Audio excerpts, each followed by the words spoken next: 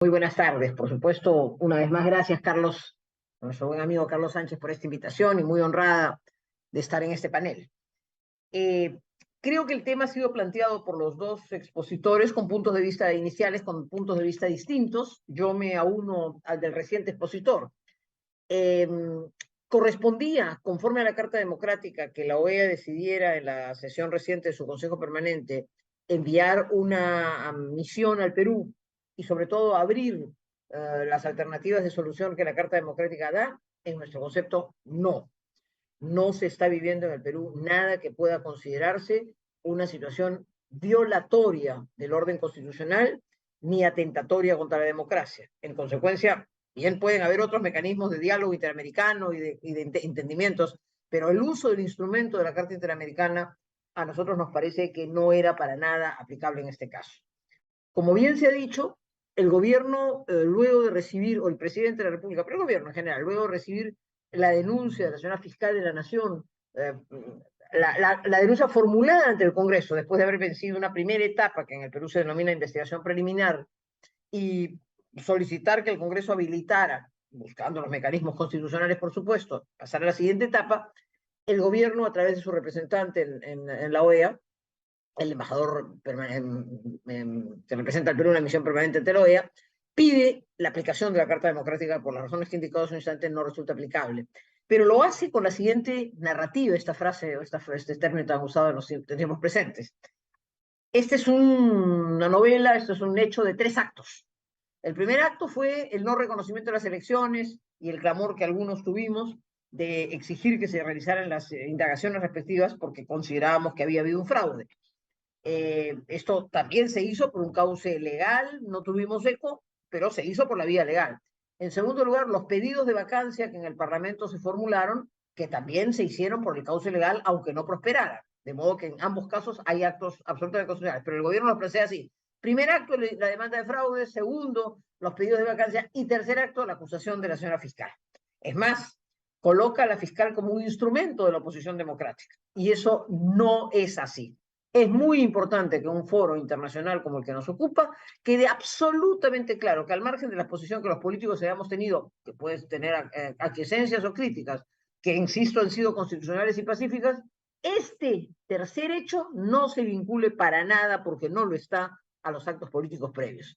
Este es el ejercicio de la función de la fiscal de la Nación con ocasión de investigaciones en las que la oposición, el Parlamento, los políticos de oposición no hemos tenido absolutamente nada que ver. Se juzgan conductas del presidente de la República y de su entorno más cercano, y esto se realiza en el marco de una absoluta independencia de poderes y con la prolijidad que corresponde a una funcionaria que está actuando genuinamente con una vocación absolutamente jurídica e independiente de todo sesgo político.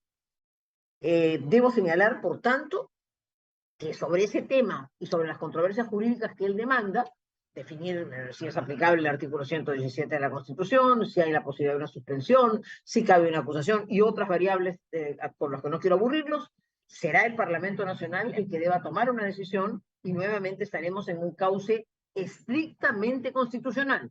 Incluso el Parlamento ha querido que el Tribunal Constitucional defina la aplicación del artículo limitativo sobre las posibilidades de juzgar a un presidente, y el tribunal le ha dicho: no, señor, corresponde al Parlamento Nacional. Muy bien.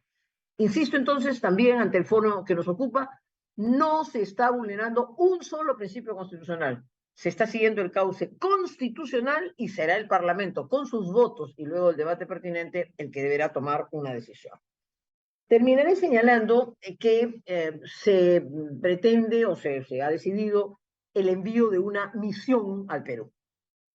Hay antecedentes importantes a los que me quiero referir para marcar la diferencia y hacer la pregunta final de esta breve intervención.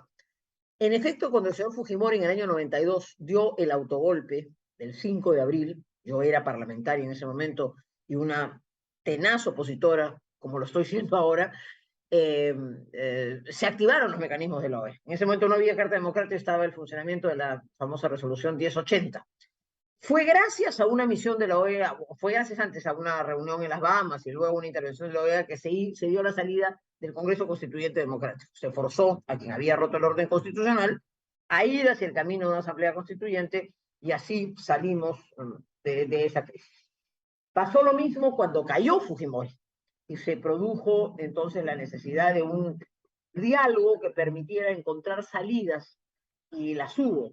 Una larga mesa de diálogo bastante eficiente y bastante bien convocante, presidida que tuvo como representante el señor Axworthy, representante canadiense que vino al Perú y que pasó varios meses, facilitó el diálogo y la salida con la que finalmente se dio, se produjeron unas elecciones, primero un cambio en el Parlamento, luego unas elecciones y un camino de retorno a la constitucionalidad. En ambos casos, entonces, destaco que la OEA fue un instrumento valioso para el camino de retorno de la constitucionalidad después de dos claras situaciones: una, ruptura del orden con el autogolpe; otra, renuncia presidencial y una situación de vacío de poder. La pregunta, y esta segunda, además, teñida de una serie de actos de corrupción descubiertos, como el famoso Vladivideo, la entrega de dinero a un congresista. La pregunta entonces ahora, ¿cuál es la salida? ¿Qué va a hacer la OEA? ¿Para qué viene la OEA? Ya hemos dicho que creemos que viene mal, que no le correspondía venir, pero si viene, aspiramos a que venga con ojos de ver y con oídos de oír. Es decir, que venga a escuchar al Parlamento Nacional, a la Fiscal de la Nación, a los actores, a la prensa, que está sufriendo también sus propios avatares, a los actores que puedan brindarle la información necesaria para que su juicio de valor sobre la situación, creo que claramente le permitirá demostrar lo que señalaba hace un instante. No estamos ante una secuencia sucesiva de actos antidemocráticos. Estamos ante, en el caso concreto de lo que nos ocupa, estamos ante el ejercicio de una función fiscalizadora, de una fiscal de la nación que tendrá los controles que son propios del sistema democrático. De modo que estamos ante el ejercicio de la democracia y el funcionamiento de sus instituciones. Esperemos que si vienen con ojos de ver y con oídos de oír, así lo entiendan. Lo que sería penosísimo es que vinieran con una carta ya marcada, con un resultado, una resolución ya casi hecha, o sea, con las conclusiones de la visita in loco antes de realizarse. Esperemos que eso no ocurra. Veo muy difícil, y con eso termino, que esta misión pueda conducir a una actuación de la edad similar a las que he destacado de abril del 92 o de finales o del año 2000.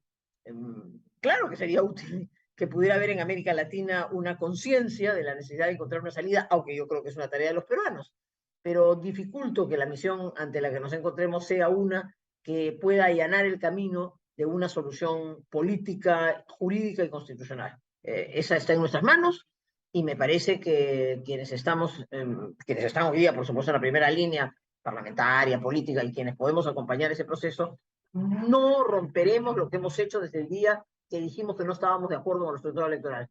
Seguiremos actuando siempre en el campo constitucional y pacífico, porque eso es lo que nos da fuerza y eso es lo que le da consistencia a la demanda que desde la oposición se formula. En resumen, señores, la OEA ha equivocado el camino. La Carta Democrática no es aplicable en este caso, y si ha de venir, esperemos que por lo menos venga, insisto, con ojos de ver y con oídos de oír. Sería penoso ver una delegación que viene simplemente a bendecir o a defender a quien sienten el débil atacado por una oposición intransigente. Esta no es la realidad del Perú, y aunque se han señalado los problemas políticos que vivimos, me parece que hay un tema de mucho más hondura que debería ser analizado. Gracias.